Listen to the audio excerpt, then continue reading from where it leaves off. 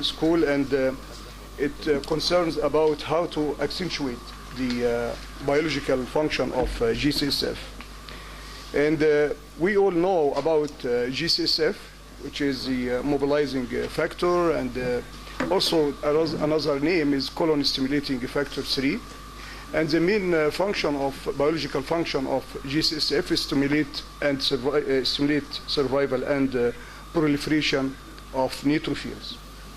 And actually it came to our mind is that how to accentuate the biological function of G CSF, since it's in market with the name Neupogen, produced by Amgen, and actually the company made like $4 billion US a year. So since the time is very short, so I'm going to just highlight about the basic information about G CSF, and I will share with you some of my own preclinical data on G CSF, which most of them actually I have done in US and also here in Atlanta University.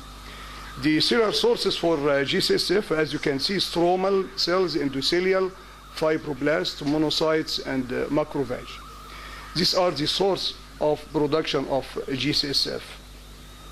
Mouse G CSF was first recognized and purified like 30 years ago, and then human G CSF by 3 schools from Japan, Germany, and United States in 1986.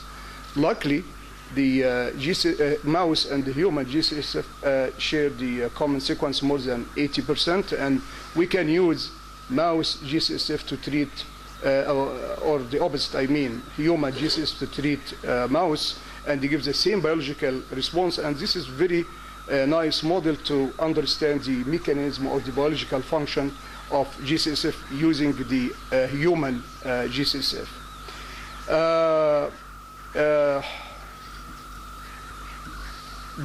I'm not going to talk much about the signaling pathway because I think we all know about that, but by the end of treatment, you get 3 different mechanisms, STAT3, PI3K, and ERK, and all share the common pathway is to enhance the survival of cells through inhibiting of caspase 3. And the major biological function of endogenous G CSF, it acts on different cells like neutrophil precursors, and these are the most cells which have expressed a high level of G CSF receptor. That's why G CSF can act on these cells immediately, but also can act on endothelial cells, monocytes. T cells is not known. We have done some experiments which we couldn't find the G CSF receptor on T cells. Also acts on dendritic cells, and by the end of treatment, it induces mobilization of hematopoietic stem cells from bone marrow to blood. And this, of course, the main product of or the differentiation pathway is neutrophil. The problem with neutrophil is the leukopenia after treatment with G CSF in human, and also we found this, of course, established in mouse. You get severe leukopenia, and the significant decrease in the absolute and the percentage of neutrophils. And as you know, this correlates, of course, with infection. This is the main problem with chemotherapy. So how to overcome this leukopenia is to treat the patient who are treated with chemotherapy with G CSF. And this is established protocol, of course, as you know. And in other cases also, G CSF has been used as adjuvant therapy in some infectious disease. This is in baseline and after treatment with G CSF mobilization, monocyte interact, or G CSF actually allow interaction of monocyte with the bone, and this cut or shut down the attachment of hematopoietic stem cells with the matrix, and then the hematopoietic stem cells or progenitor cells mobilized from bone marrow to blood. This is the the typical pathway of how GCSF induce mobilization of stem cell or hematopoietic progenitor cells in different pathways. The problem or limitation with GCSF is expensive, as you know, exhibits a short half-life, has poor biological activity in vivo, need repeated dosage. We thought about that based on our prior data with other cytokines like IL-4, IL-15, IL-10, and IL-2. With this cytokine, the technology is very simple, but very actually effective. Under certain condition, culture or incubation condition, we incubate the cytokine with the anti-cytokine antibody, or the cytokine with cytokine receptor. It depends on the cytokine. We sought to apply this simple technology with GCSF, and we worried about the molecular weight of GCSF is a little bit big, but I'll share with you some of our data whether we can actually get the same response with GCSF antibody complexes as we got with IL-2 and IL-4. This is not new with the concept itself, because IL-4, I forgot the author, published one paper like in 1984, and he found when you complex the cytokine with the anti-cytokine, you get 100-fold or more of the biological efficacy if you compare with the free cytokine. So what we did, our concern is about the number of neutrophils after chemotherapy, on normal and after chemotherapy or after bone marrow transplantation. And we used a preclinical mouse model. And as I just remind you, we can use human GCSF to get the same biological response in mouse, which is very unique setting. So what we did, we treated mice with 2 different doses in 2 different experiments with PBS GCSF, free GCSF antibody, or the complex of the cytokine and the antibody. And as you can see, we got this is just in normal naive mice, and using a very low dose of GCSF we got, and also another dose 3 times dose, we got very high number of neutrophils in blood and spleen. And you can define neutrophil by staining with CD11B and GR1. Then we used the different also dosing and dilutions. We got the same response. Every time we have, of course, a little bit dose dependent. This is 100-fold dilution, 10-fold dilution, and this is the lowest dose of GCSF. We got very high number of neutrophils, and also at multiple time points, not only at, this is 24 hours after the last treatment dose, and this is at multiple time points. We looked at not only at blood, we looked at bone marrow, lung, lymph nodes, and we got the same response. When you got the complex, as you compare to the other treatments condition, you get very high number of neutrophils in spleen, bone marrow, little bit in lung, of course in blood, and not in lymph node, which is related to the trafficking of neutrophils. We then looked if we can get the same results with pegylated GCSF. We used unpegylated GCSF, recombinant GCSF, and the new gene is pegylated. So we looked at if we can get the same response, and we got the number of neutrophils just 1 day after the last treatment dose of GCSF was very high as compared to antibody alone or free GCSF. Then we looked at hematopoietic. Of course, we analyze stem cells in blood and the bone marrow, and this is not of course, the expansion of neutrophils depends on the number of hematopoietic progenitor cells. But our main target is neutrophil. But we did a lot of work on hematopoietic progenitor cells, and we used SCA1 and c-KIT, these 2 antibodies in mouse. You can characterize stem cells, and we found very high number of stem cells, which explain how this antibody complex induce the expansion of neutrophil. We asked another question: if we extend our treatment to 20 days, not only 5 days or 3 days or 1 day, So we used even to see if any toxicity or something. What we found, this is not in reality, because in reality, I think the patient takes like 5-day treatment.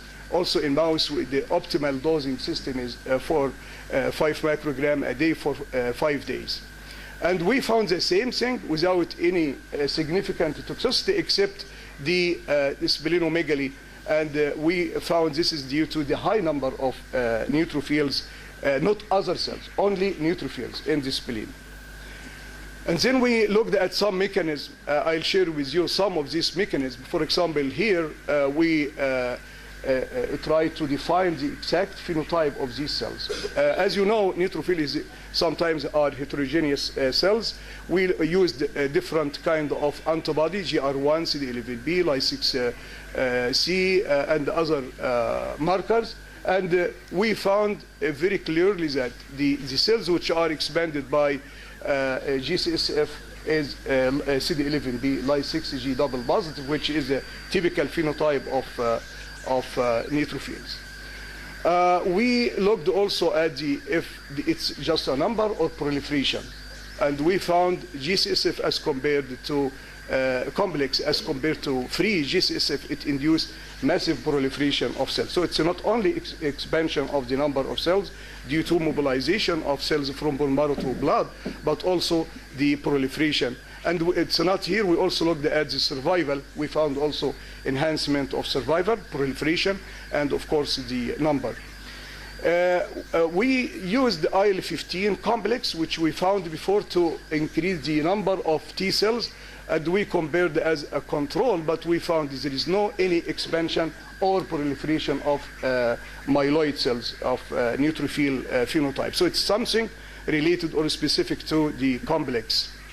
And we thought to also look at if this number of neutrophil, high number of which is reached about sometimes 100 or 200-fold higher number than if you treat with free G CSF. Of course, when you work with a system like this, you need to know if the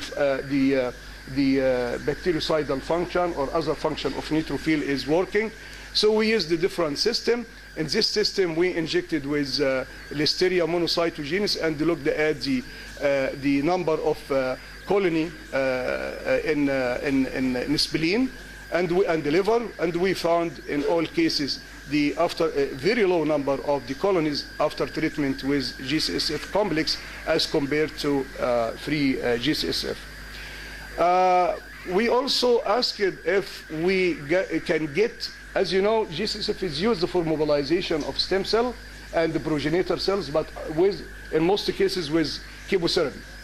And the data I showed to you up to the last slide was just in normal mice, which is very impressive, because it's hard to get the mobilization in naive unless if you have chemotherapy. So we treated the mice with sublethal irradiation and then injected G CSF complex and looked at the mobilization of neutrophils and CD8 and CD4, and of course we got very high. This is fold increase, not just a double. It's a 10-fold increase from or higher from 10.6 to 10. So it's a log increase. So with chemotherapy, we get even higher expansion of the neutrophil. And this is the same thing, but we show the individual data using flow cytometry. And we looked at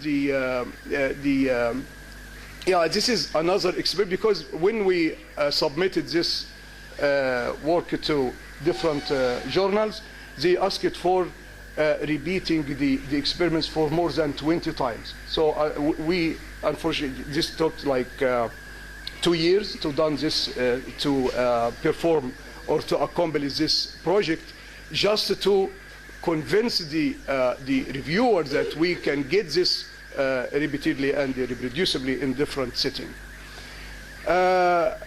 We also asked if we can get the same thing after bone marrow transplantation, and we did the typical experimental design preclinical design for bone marrow transplantation, sub-lethal irradiation, and then the bone marrow transplant, autologous bone marrow transplantation, and then G CSF treatment. And we got very high number of, as you can see, of neutrophils, which confirm our hypothesis. And this is the same thing in different in spleen and blood and then the last question was to if this expansion of cells does not interfere with CD8 function, and the answer was it does not. So we vaccinated mice with tumor-based vaccination, and then treated with G CSF and the complex, and we found the number of T cells